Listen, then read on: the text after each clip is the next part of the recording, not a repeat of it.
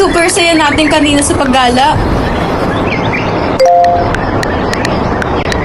Oo nga no, super saya talaga pag magkakasama tayo.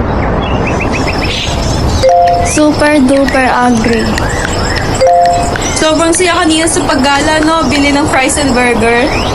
Bukas balik ulit tayo dun, sarap ng tinda nilang fries at milk tea, no, hindi nakakasawa. Oo nga, ganda ng kwentuhan natin eh. Pagpatuloy natin ulit sa susunod.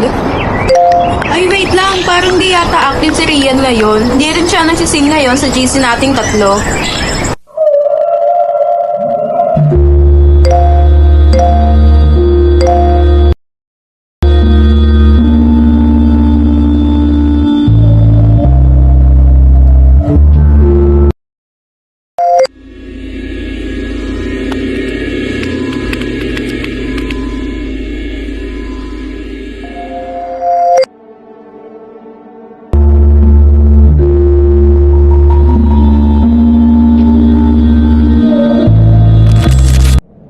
Nagustuhan ko kasi yung insight mo doon, kaya naisip kong i-add ka.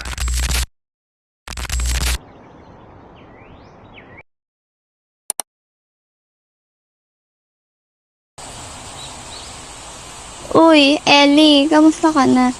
Okay naman. Ikaw ba? Sa totoo lang, hinahanap talaga kita. Bakit? May problema ba? Kailangan ko kasi ng pera ngayon. Magkano ba kailangan mo? Para matulungan kita.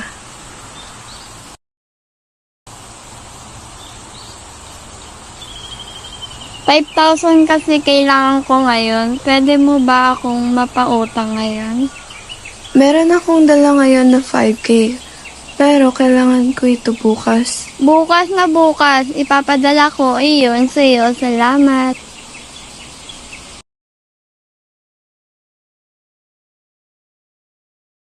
Sir Rian, di siya nababasa sa GC natin.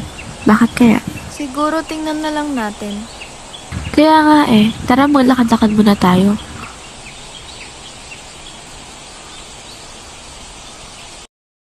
Saan mo siya nakilala? Sa internet.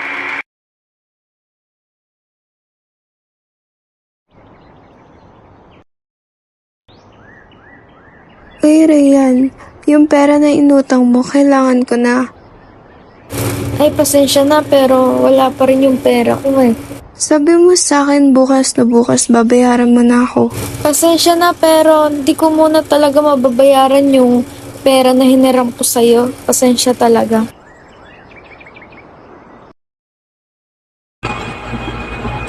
In the story that we created, we learn to be cautious when engaging with people online. Do not get deeply involved with them and do not trust them easily, as trust should be earned and not given away too easy.